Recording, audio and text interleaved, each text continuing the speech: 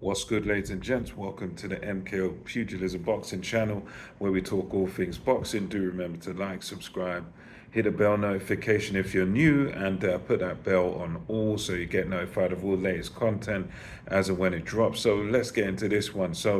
As all you boxing fans will know, we've got the Riyadh season card, which is going to be taking place in California, in West Coast over there in the USA, and it's headlined by Terence Crawford versus Israel Madrimov.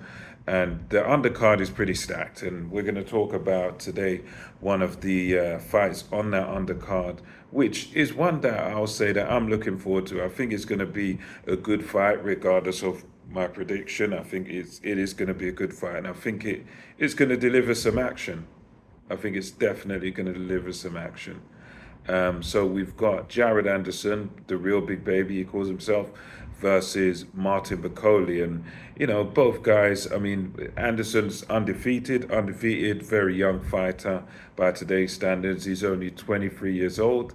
Heavyweight, he's not the biggest of heavyweights. He's quite a athletic heavyweight. He's just 6'4" in stature, and by today's standard, that's not massive. That's not anywhere close to like a Tyson Fury who's at 6'9", and Joshua's 6'6", so he's kind of somewhere in the middle.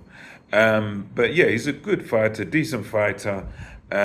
He's definitely has a good chance in his fight, but for me, I'm backing Martin Bakole to do a job here, because I think with Jared Anderson, there's been a few things that he's said. He had those moments with Roy Jones Jr., where it was going on as if to say, well, I'm not too sure if I want to box anymore. Talking about he wants to finish his career at 27. He's been getting in trouble with the law. So you do kind of wonder, I do kind of wonder whether his head really is in the game, whether his heart is really in this game of boxing, because I find that a little bit disturbing when you have a sort of young fighter who is in this game, and he's got his whole career in front of him. So and you'd think that, right, this guy, they want to, he wants to box on and talk of when you're going to retire and all that sort of stuff, and you're not sure if you're in or you're out. That sort of talk is very dangerous for a boxer. I think for a boxer, when you're in this game, especially as a professional, you really need to be in it 110%. You really need to sort of know that, right, I'm in this game, I'm here to stay. If you don't know where you are, if you don't know, you're not sure about it, then you just need to retire. You just need to get out of the game, because you can't go into fights like this where you're facing tougher competition now, and be unsure and wanting to retire at this age and that age and talking about that stuff.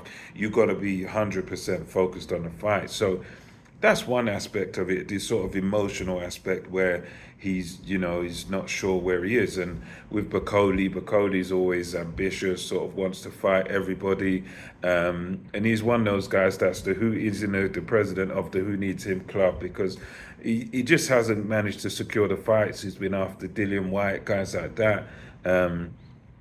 Those fights haven't come through. At least he fought, and Tony Yoka proved himself there, beat him up.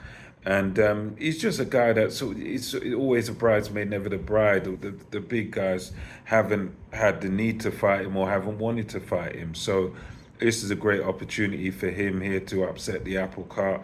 I mean, Jared Anderson, a good fighter, but he kind of struggled against guys like Charles Martin, and then his former opponent in his last fight. He's kind of struggled a lot in his recent fights, and he's a guy that kind of does get hit quite a lot, and he doesn't seem to have that.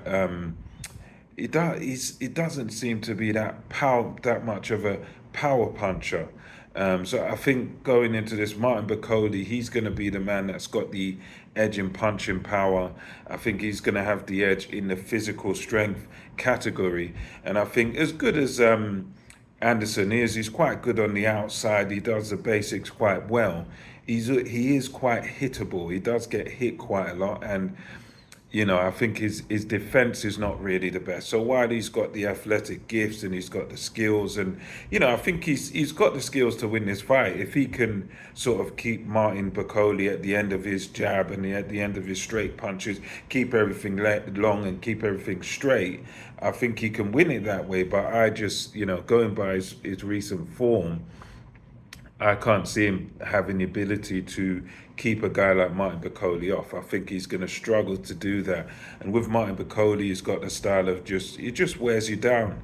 He throws punches in bunches, and he does a clever thing of just tapping you sometimes, varying up the power, hitting you with little light shots, and then sort of up in the tempo and then up in the power on the shot. So Martin Bakole, he comes forward, he comes after you, and he just puts pressure on you from round one until you wilt and until you go down. And I think that's what's going to happen here. I think Martin Bakole's style of just bringing that pressure, bringing that heat constantly, I think it's going to be too much for Jared Anderson at this point, and I think Martin Bakole is going to either get him out of there by late stoppage, or he's going to win on points unanimously. I think Bakole is just going to be a little bit too much for Jared Anderson, because good as Anderson is, he does get hit a bit too much for my liking, and I just don't think he's got the power or the physical strength to be able to keep a guy like Martin Bakole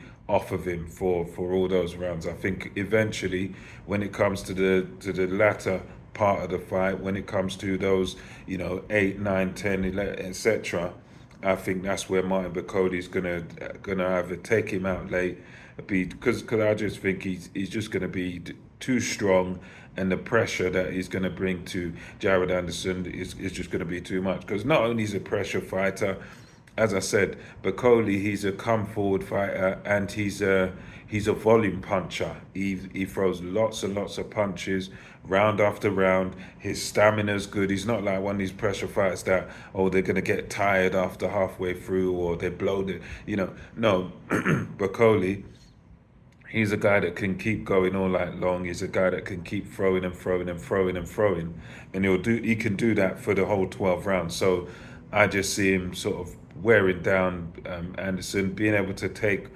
whatever Anderson throws, wearing him down, and then probably getting him out of there late. That's my opinion on it, my prediction, because I think Bakole's looked quite dominant in his recent fights, and he's, of the two of them, I think Bakole's definitely looked better and probably fought the better competition of the two. So that's my opinion, that's my prediction. Martin Bakole, I have a late stoppage or points. Let me know what you think in the comment section below, whether agree or disagree. I always like to hear the thoughts and the reason behind your pick.